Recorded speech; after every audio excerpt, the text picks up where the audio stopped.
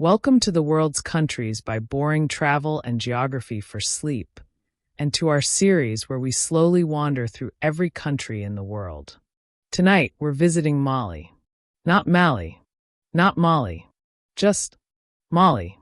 And we'll take our time. As always, a reminder. Sometimes we make small mistakes.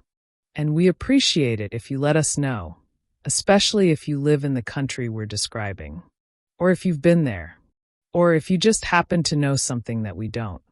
Now, dim the lights, settle in, and let's begin this quiet journey to Mali. Where is Mali? Mali is located in West Africa. Not north, not central, not east. West. But it's a little further inland than many of its coastal neighbors. It doesn't touch the Atlantic Ocean. Instead, it lies tucked behind other countries, landlocked and dry, like a forgotten page in the back of a very dusty atlas. To be precise, it shares borders with 7 countries. Starting from the north and moving clockwise, Mali is bordered by Algeria to the north, Niger to the east, Burkina Faso and Côte d'Ivoire to the southeast, Guinea to the southwest, Senegal to the west, and Mauritania to the northwest. Of all these neighbors, Algeria has the longest shared border with Mali, stretching across the Sahara. The shortest one is with Côte d'Ivoire.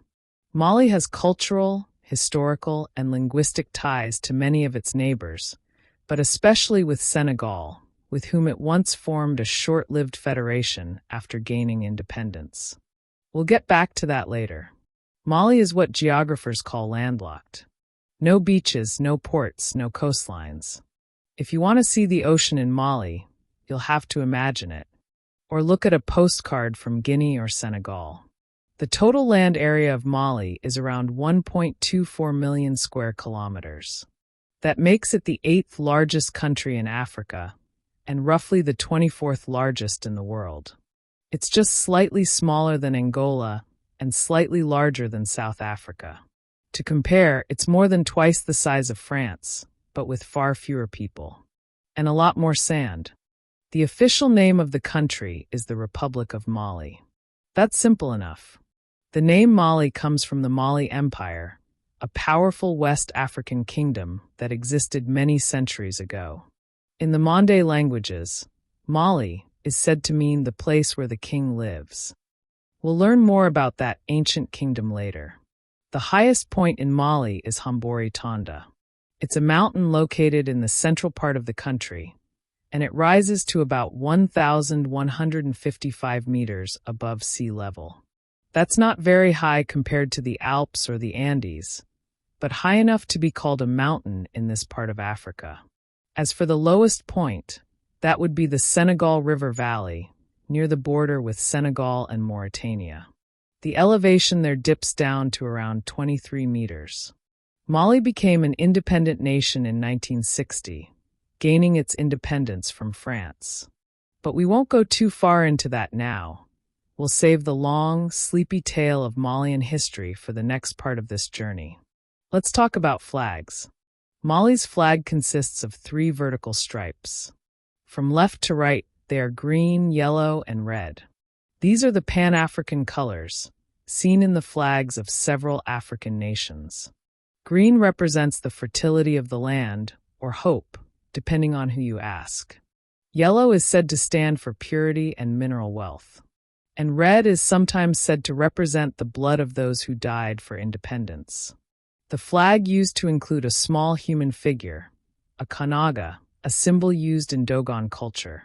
But this was removed in 1961. The official language of Mali is French. This comes from its colonial past. However, French is mostly used in government, education, and formal settings. In daily life, most Malians speak one or more African languages. The most widely spoken is Bambara, which serves as a lingua franca in many parts of the country. Other common languages include Fulfulde, Songhai, Tamashek, and Dogon. Now let's talk people. Mali has a population of about 22 million people. That places it somewhere around number 60 on the list of the world's most populous countries, depending on the year and how the census was conducted. That's slightly fewer people than in Australia, but quite a bit more than in countries like Sweden or Norway. The population is growing steadily, and Mali has one of the youngest populations in the world, with a high birth rate and a median age of around 16. The dominant religion in Mali is Islam. Around 90 to 95% of the population is Muslim, mostly Sunni. There are also small communities of Christians, and some people follow traditional African religions. There is no official state religion, and the constitution guarantees freedom of religion. People from Mali are called Malians. In English, the demonym is Malian. A Malian man, a Malian woman. In French, it's Malien or Malienne. There are many different ethnic groups in Mali.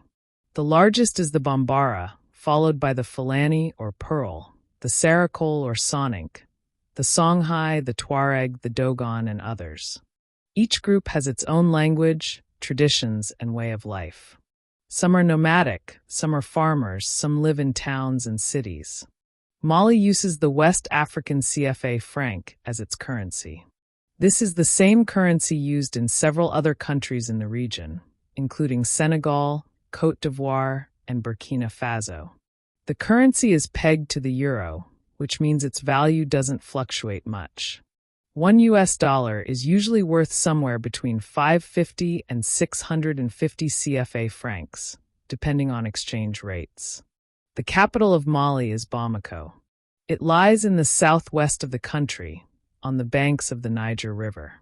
The city has a population of around 2.5 million people, though estimates vary. It's the largest city in Mali, and by far the most important in terms of government, economy, and education. Other major cities include Sikasso in the south, Mopti in the central region, and Gao and Timbuktu in the north. We'll visit some of these places later, at a very slow and sleepy pace. Mali is a republic. It has had a series of different governments since independence, some civilian, some military. At the time of this recording, the country is under transitional military rule, following a coup in 2021. The transitional president is Colonel Assimi Goïta, who previously served as vice president. As always, leadership can change, especially in Mali, where politics have been turbulent in recent years. Mali is a member of several international organizations, including the African Union, ECOWAS, which is the Economic Community of West African States, and the United Nations. It has also participated in various regional security and development initiatives and receives international support through programs run by the EU, the IMF, and the World Bank. Life expectancy in Mali is around 60 years, which is lower than the global average. That places it in the lower part of the international rankings. High rates of infant mortality, limited access to health care, and poverty contribute to this. Still, life expectancy has improved over the past few decades. In terms of gross domestic product, Mali is a low-income country. Its economy ranks somewhere around 120th to 140th in the world, depending on the metric used. Mali's economy is based on agriculture, gold mining, and cotton production. It is one of Africa's largest gold producers, and gold is its main export. However, most of the population works in subsistence farming, raising crops and animals for local consumption. On the Human Development Index, Mali typically ranks near the bottom, often in the bottom 10. This index takes into account things like health, education, and income. Challenges like poor infrastructure, limited schooling, and frequent droughts contribute to its low ranking. Still, progress is being made in many areas, and efforts to improve living conditions continue. As for what people Google about Mali, they often search for "Where is Mali?" and "Is Mali safe?" or "Mali gold" and Timbuktu. Timbuktu is often searched not because of where it is, but because people still wonder if it's a real place. We'll talk more about that in the travel section. But for now, we've reached the end of our first slow walk through the facts about Mali. Now, let's take a long and quiet walk through the history of Mali. A country's history, like an old and heavy blanket, is made up of many layers. Threads of empires, migrations, battles, and treaties. Threads of names, places, and slow changes across generations. Mali has a long history, a deep one, and we'll go through it piece by piece. People have lived in the region we now call Mali for thousands of years, long before there were cities and long before there was writing. Archaeologists have found evidence of early human settlements along the Niger River dating back to around 2000 BCE and some possibly older.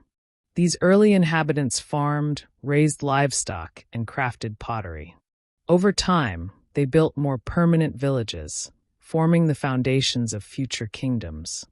Around the 4th century CE, the region became part of a kingdom known as the Ghana Empire, not to be confused with the modern country of Ghana, which lies further to the south.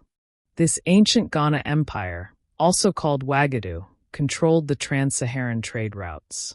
These routes carried gold, salt, ivory, and slaves across the vast desert between West Africa and North Africa. Camel caravans slowly made their way across the sand, linking traders from different worlds. The Ghana Empire grew wealthy and powerful, but eventually declined in the 11th century. In the 13th century, a new power rose, the Mali Empire. This is where Mali gets its name. The empire was founded by a man named Salif Keïta, often called the Lion King, not the Disney one, but the one from West African oral history. Sundiata defeated the Sasso kingdom and united a vast territory stretching from the Atlantic coast deep into the interior of West Africa. His story is still told by griots, traditional storytellers who preserve history through spoken word. Under Sundiata and his successors, the Mali Empire became one of the most powerful and prosperous in African history. It was especially known for its control of the gold trade. Gold from Mali made its way to North Africa, Europe, and beyond. Perhaps the most famous ruler of Mali was Mansa Musa, who reigned in the early 14th century. He is often described as one of the wealthiest people in history. In 1324, Mansa Musa made a legendary pilgrimage to Mecca, traveling with a vast entourage and enormous quantities of gold. He gave away so much along the way that the value of gold reportedly fell in Cairo for years afterward. His journey put Mali on the map, literally. European cartographers began to include Mali on their maps of the world. During this golden age, cities like Timbuktu, Gao, and Jen flourished as centers of trade, learning, and religion. Scholars gathered in Timbuktu to study theology, law, astronomy, and mathematics. Ancient manuscripts from that era are still preserved today, some kept hidden through wars and upheaval. But like many empires, the Mali Empire did not last forever. By the late 14th century, internal conflicts and external pressures began to weaken its grip. Rebellions broke out, and parts of the empire broke away. One of these successor states was the Songhai Empire, which would soon eclipse Mali in power. The Songhai Empire, with its capital in Gao, became the dominant power in the region during the 15th and 16th centuries. It too thrived on trade, especially along the Niger River. Its most famous ruler, Askia Muhammad I, expanded the empire's territory and promoted learning and Islamic law. But this empire, too, eventually declined. In 1591, Moroccan forces invaded from the north, bringing the Songhai Empire to an end with gunpowder weapons. What followed was a long period of smaller kingdoms and shifting powers. The great empires had fallen. In their place, local sultanates and confederations took shape. These smaller entities sometimes traded with each other, sometimes fought, and sometimes simply endured. In the 19th century, European interest in Africa grew. French colonial forces began to move inland from Senegal. By the end of the century, most of what is now Mali had been incorporated into French West Africa. The area was called French Sudan. Under colonial rule, the region was exploited for raw materials and labor.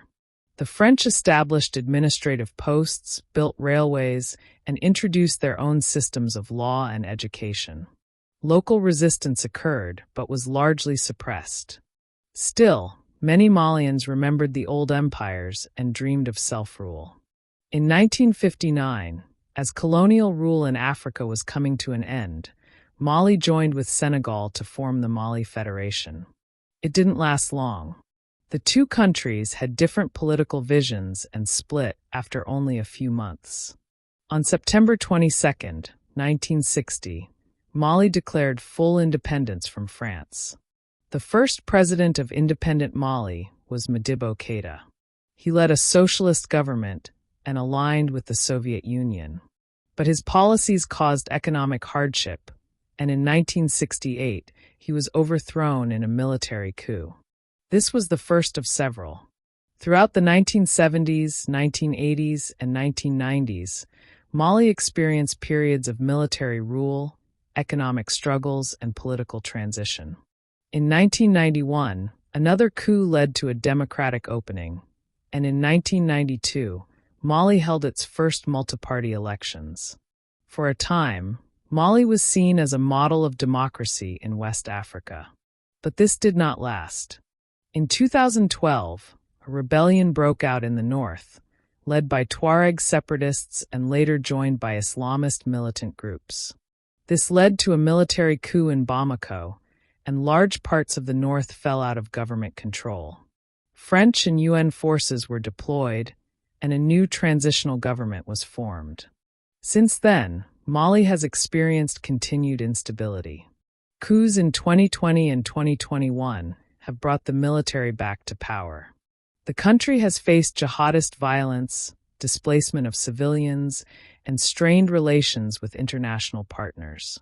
And yet, through all of this, through empire, colonization, independence, and unrest, the people of Mali continue to live their lives. They farm, they raise children, they tell stories, and they remember.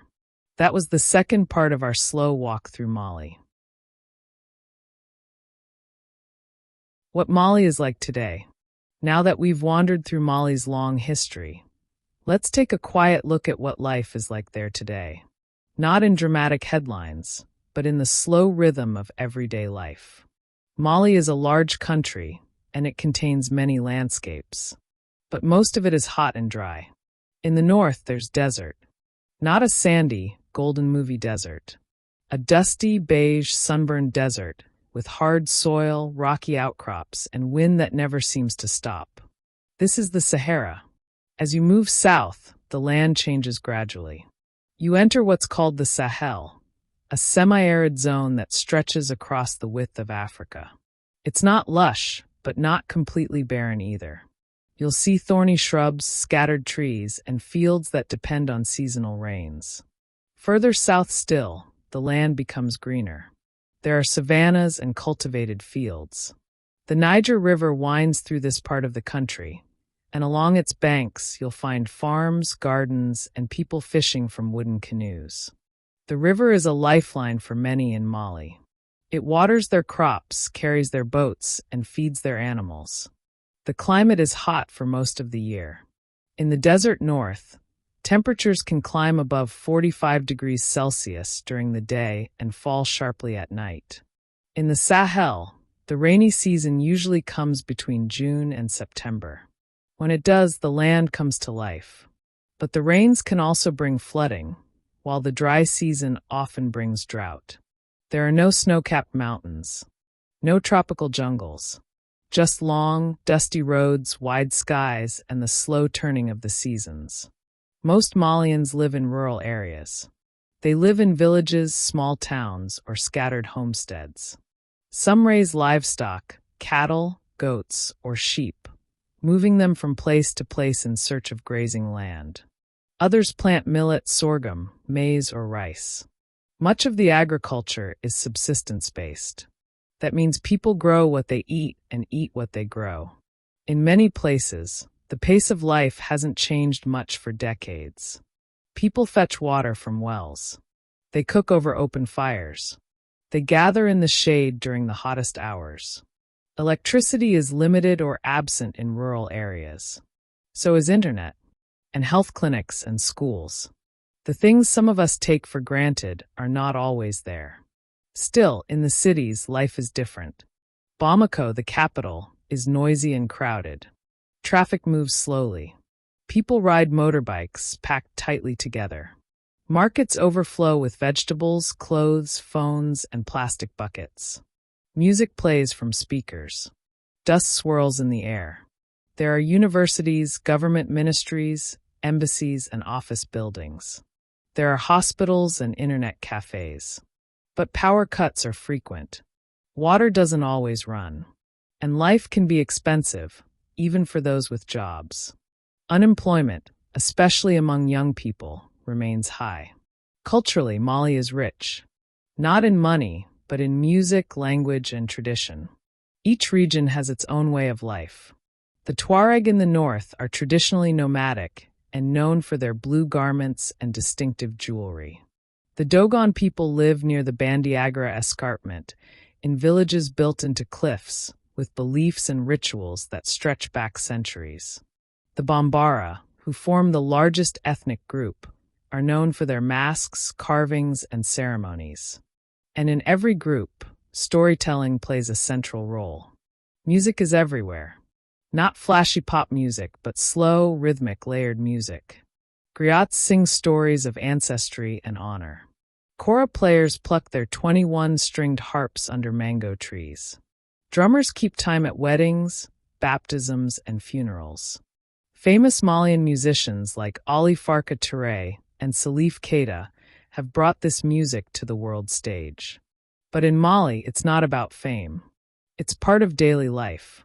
Family and community are at the heart of Malian society. Extended families often live together. Decisions are made by elders. Respect is deeply valued. Meals are shared, often eaten from the same bowl. Tea is poured and poured again slowly in 3 rounds. Bitter as death, sweet as life, and gentle as love. And yet, Mali faces challenges. Some regions are unsafe due to ongoing conflict. In the north and center of the country, armed groups operate. They've attacked villages, kidnapped people, and forced schools to close. Many civilians have been displaced. Peace is fragile, and the military controls much of the government. Foreign forces have come and gone. And still, the people try to live their lives. Economically, Mali is still poor. Most people work in agriculture or in formal jobs. Few have bank accounts. Roads are often unpaved. Droughts make food scarce. And the price of gold and cotton, Mali's 2 biggest exports, rises and falls in ways that ordinary people cannot control. But even here, there is resilience. Farmers adapt. Children go to school when they can. Traders set up stalls on the roadside. Women weave baskets. Men fix motorcycles under mango trees. And life continues. Slowly. Quietly. Even in uncertainty.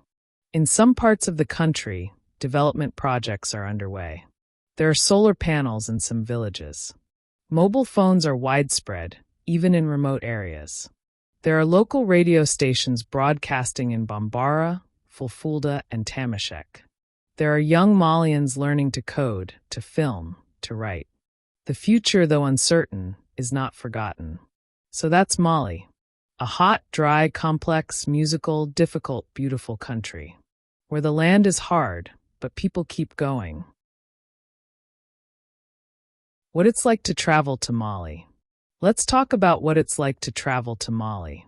Not in a glossy brochure kind of way, but slowly, carefully, and with a fair amount of realism. First, the obvious question, is it safe to go to Mali? The answer is complicated, but generally speaking, not really. Many governments, including those of the United States, the United Kingdom, and Norway, advise against all non-essential travel to most parts of Mali. This is mainly due to the presence of armed groups, political instability, and occasional attacks in various parts of the country, especially in the north and central regions. Even in Bamako, the capital, there have been incidents. So, if you are thinking of going, you'll need to do some serious planning. Check travel advisories. Make contacts on the ground. Register with your embassy if you have one. And consider whether the trip is really necessary. That said, some travelers still go. Aid workers, journalists, researchers, and a few very determined tourists. How much does it cost to be in Mali? Mali is not expensive by global standards. If you're used to prices in Europe or North America, you'll find that meals, transportation, and accommodation cost much less. But that doesn't mean everything is cheap or easy. In remote areas, basic goods can be hard to find. And sometimes imported items cost more than they would back home. ATMs are limited outside the cities, and many places don't accept cards. Cash is king, especially small bills. How do you get to Mali? There are no direct flights from most Western countries. Most people fly into Bamako's Modibo Keïta International Airport via a stopover in Paris, Istanbul, Casablanca, or another regional hub like Dakar or Abidjan. The airport is small. Don't expect duty-free shops or fast-moving lines. Bring patience. From the airport, you can take a taxi into the city. Agree on the price beforehand. There are no meters. Do you need a visa to enter Mali? Most visitors do. Citizens of the EU, the US, Canada, and many other countries need a visa in advance. These can often be obtained from a Malian embassy or consulate. Some travelers can get visas on arrival, but this is not guaranteed. You'll also need proof of yellow fever vaccination. And it's strongly recommended to be vaccinated against things like hepatitis, meningitis, and typhoid. Malaria is common, so prevention is essential, either through daily tablets or mosquito nets, or preferably both. When should you go? There's really only one time of year that's considered comfortable by travel standards, and that's during the dry season, from November to February. Temperatures are still warm, but not overwhelming. The rest of the year is either extremely hot, extremely dry, or extremely wet. The rainy season, roughly from June to September, brings storms that can make roads impassable, especially in rural areas. The hot season, especially March to May, can be exhausting, with daily highs regularly above 40 degrees Celsius. If you go during this time, stay in the shade. Drink water. Move slowly. Where do tourists usually go? These days, not many people travel to Mali purely for leisure.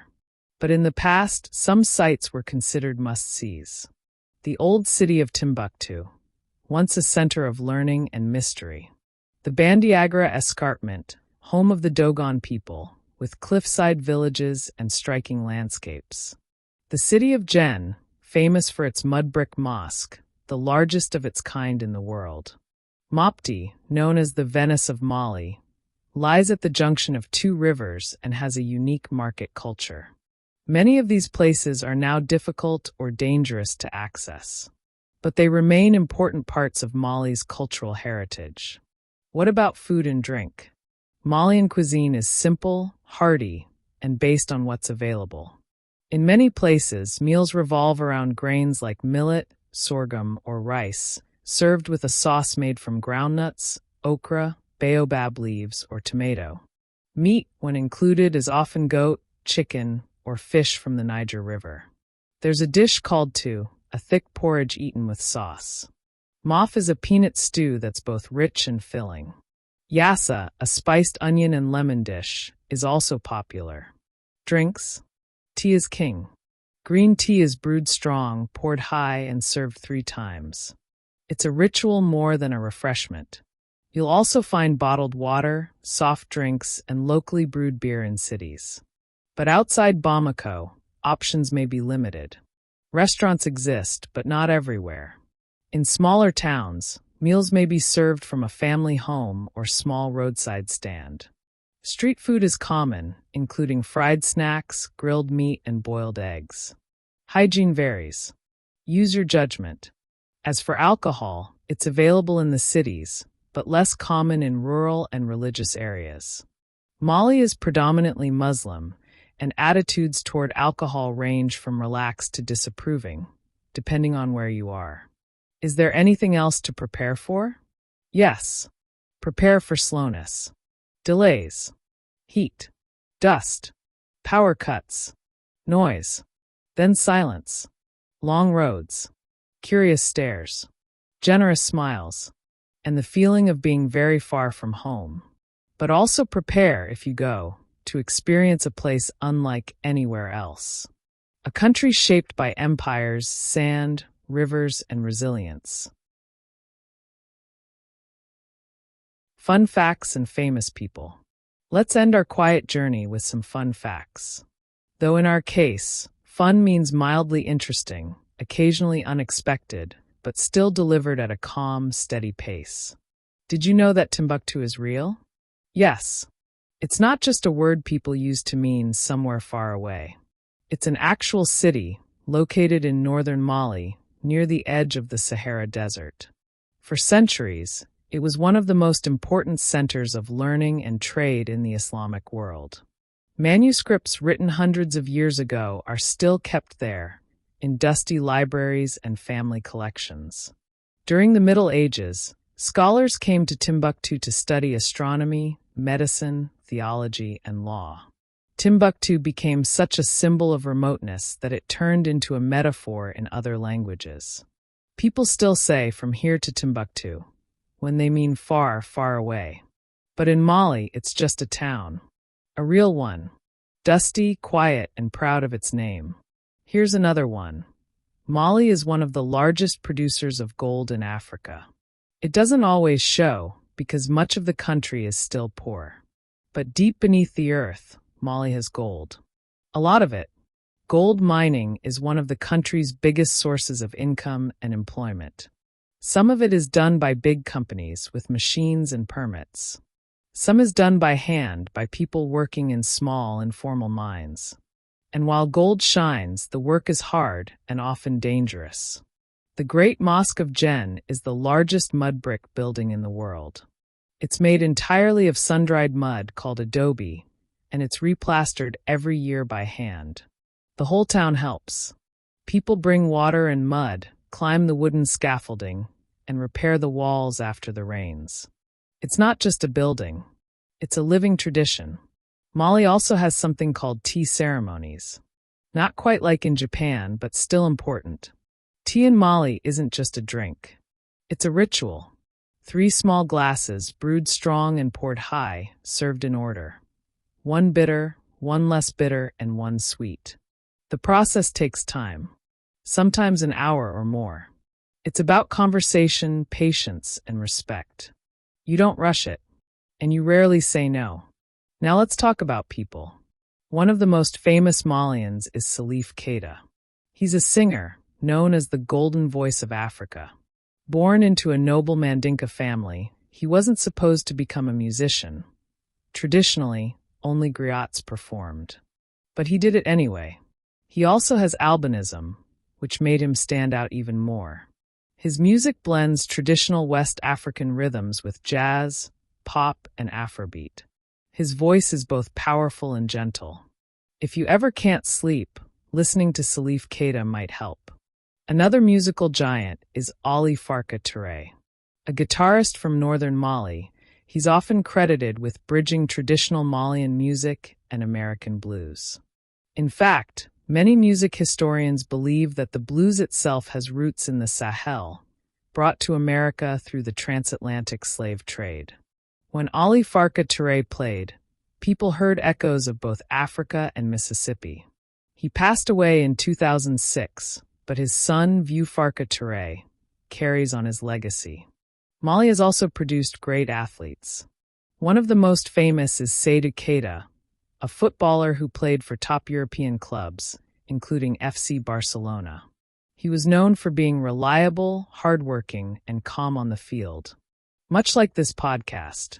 In literature, one name stands out, Amadou Hampâté Bâ. He was a writer, historian, and ethnologist who worked to preserve oral traditions and African knowledge. He famously said, "In Africa, when an old man dies, a library burns. He spent his life recording what he could before those libraries were lost. And in more recent years, Ali Songhai has become one of Mali's most influential female musicians. She sings about women's rights, tradition, and social change. Her music is both grounded and global. What about inventions? Mali hasn't produced many internationally known inventions in the modern sense, but it has contributed deeply to knowledge and culture. The ancient manuscripts of Timbuktu include works on astronomy, mathematics, medicine, and philosophy. Long before telescopes, scholars in Mali were charting the stars and debating ethics. So, while you won't find a Malian inventor of the smartphone, you will find a long tradition of inquiry and reflection. Let's finish with sports. The most popular sport in Mali is football. Children play in the streets, on fields, in the dust. Mali's national team, the Eagles, has performed well in African tournaments, although they've never qualified for the World Cup. Malian players often end up in European leagues, where they quietly do their work. Not as celebrities, but as professionals. Basketball is growing too, especially among women. Mali's women's basketball team has had success in African competitions and has even played in the Olympics. Quiet achievements, earned over time. And that's the end of our fifth and final part. Mali is not an easy place to describe, or to visit, or to live in, but it is real, complex, layered, and very much alive. And that was Mali, a country of deserts and rivers, of ancient empires and quiet villages, of music carried on the wind and gold buried beneath dry soil. A country where people live slowly, under wide skies and strong sun, with dust on their feet and stories in their voices. You've heard about its geography, its history, its challenges, and its people. And if you're still awake, you now know just a little more about a place you may never visit, but that exists nonetheless, quietly, persistently, patiently, on the map of the world. Thank you for joining us on this slow journey through Mali. If you enjoyed this episode or found it relaxing, or even just learned one small thing, we'd love it if you'd leave a comment or tap subscribe. There are many more countries to come, and we'll go through all of them, one by one. Slowly. Until next time, good night. Or good rest. Or just goodbye for now.